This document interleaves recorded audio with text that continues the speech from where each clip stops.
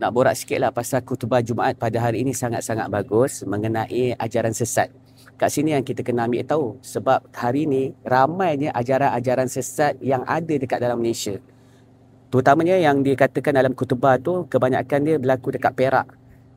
Terutamanya kat Slim River, ada yang mengaku Nabi, ada yang mengaku Imam Mahdi, ada yang mengaku dia lah yang bawa kebenaran, ada mengaku dalam mimpi, kan, mimpi masyitah ke. Lepas tu cerita pasal apa lagi? Cerita pasal Milah Abraham. Lepas tu cerita pasal apa lagi? Cerita pasal Imam Mahdi yang mengaku Imam Mahdi. Mungkin ketua dia tak mengaku, kan, tapi dia bagi hint-hint yang macam dia lah Al-Mahdi. Lepas tu ada juga jemaah-jemaah basikal yang banyak bergerak dekat Selangor, banyak bergerak yang dekat Perak. Sebab tu kita kena hati-hati. Sebab kalau kita terlalu taksub dengan apa yang kumpulan yang kita ikut tu, sehingga kan ketaksuban tu akan diselaputi dengan perkara-perkara yang batil. Perkara batil kita tahu itu perkara batil, tapi disebabkan kita terlalu taksub sehingga kan kita ketepikan batil tu. Terutamanya macam ada jemaah ni yang ada jemaah basikal ni, ketua dia kata jangan bayar zakat emas. Zakat emas, sehingga kan ayat-ayat Al-Quran mereka tak ubah. Dah lama dah ayat Al-Quran ni jangan buat main-main. Tapi mereka tak ubah. Lepas tu apa lagi? Mereka memutuskan silaturahim. Dia ajak orang bermusuhan dengan orang-orang lain. Lepas tu dia cela, dia maki ulama'. Lepas tu dia kata dia mimpi Nabi Ibrahim lah, mimpi Nabi Muhammad selalulah apa semua. Tapi bila cakap dengan ulama'-ulama' lain, dia kata tak ada.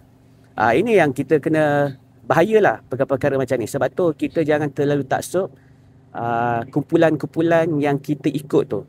Hati-hati, kena tengok dan sentiasa minta pada Allah supaya Allah tunjukkan kita kebenaran. Jadi ketaksuban ni kebanyakan walaupun ada jemaah ni dia terlalu taksub sehingga kan walaupun orang tu dia ulama', dia maulana ke, dia ustaz ke, dia syekh ke, apabila dia ikut terlalu taksub, konon dia ketua dia adalah Imam Mahdi, diorang ni yang selalu kipas-kipas ini Imam Mahdi, ini Imam Mahdi, sehingga kan kebatilan yang dibawa oleh ketua dia mereka ketepikan. Alah, ni small matter, itu yang bahaya. Jadi kepada korang, hati-hatilah sebab ajaran sesat ni memang banyak. Tak tahulah, mungkin ada tengok aku punya konten ke pasal ajaran sesat, pasal Milah Abraham, pasal Imam Mahdi semua kan. Alhamdulillah lah benda ni diceritakan dalam khutbah, di mimbar. Sangat-sangat bagus. Dan kepada kita semua berhati-hatilah. Sebab tu kita ni akhir zaman ni nak jadi orang yang gurubah ni pun kena hati-hati. Kita nampak macam perjalanan tu dah cantik lah, tapi akhir-akhirnya ada kona baring. Ini yang bahaya. Jadi nasihat aku jangan terlalu taksub dan harta benda pun janganlah sampai kita berhabis-habisan untuk orang-orang yang salah ni. Kalau untuk orang yang benar memang dibawa ni untuk kebenaran tak ada masalah, tapi masalahnya hari ni diorang ni bawa kebatilan, mereka bawa kepada hawa nafsu. Ara'aita man ittakhadha ilahahu hawa. Itu yang kita bimbang. Sebab bila ketaksuban yang jadi macam ni, itu yang membuatkan kita akan tak nampak mana hak mana batil. Kita akan ikut ajaran sesat lah.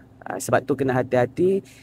Kepada semua, ini nasihat aku sebagai saudari Islam anda yang banyak pengalaman kan, tengok ajaran-ajaran sesat ni, kita semua kena berhati-hati. Dan tengok ahli keluarga kita, siapa yang mereka ikut, pastikan jaga solat. Walaupun ada jemaah yang sesat ni jaga solat, tapi hakikat dia semua hukum-hukum Allah tu mereka boleh ubah. Contohnya diorang ni ada jemaah-jemaah yang aku dengar, diorang ni sentiasa jamak aje. Solat-solat mereka ni sentiasa jamak. Ada pula ajaran-ajaran sesat yang kata emas tu tak perlu dikeluarkan untuk waktu sekarang. Zakat emas tu tak perlu dikeluarkan waktu sekarang. Ini semuanya berhati-hati.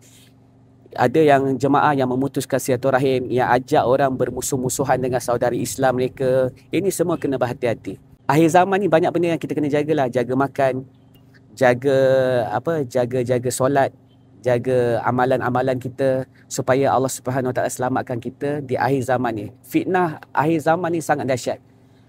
Orang akan claim ini Imam Mahdi lah, inilah apa semualah, ini Nabi lah, Nabi terakhir, akan adanya Nabi yang baru, macam-macam ajaran. Jadi sebab tu kena hati-hati.